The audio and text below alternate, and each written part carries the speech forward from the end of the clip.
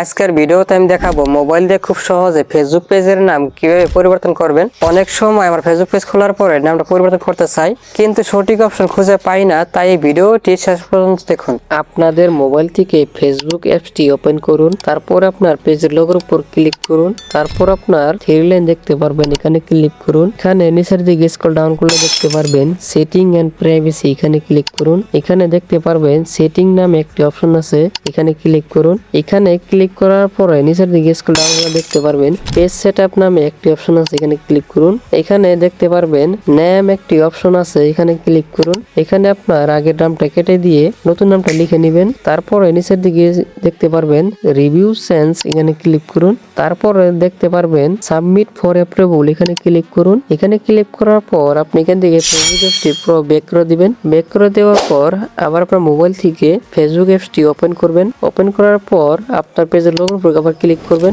এখানে ক্লিক করার পর যখন নিচে ডাউন করবেন, এখানে দেখতে পারবেন আপনার নামটা কিন্তু চেঞ্জে চলে আসবে। ভিডিওটি ভালো লাগলে একটা লাইক দিন, আর নতুন নতুন ভিডিও পেতে আমাদের চ্যানেলটি সাবস্ক্রাইব করে রাখুন।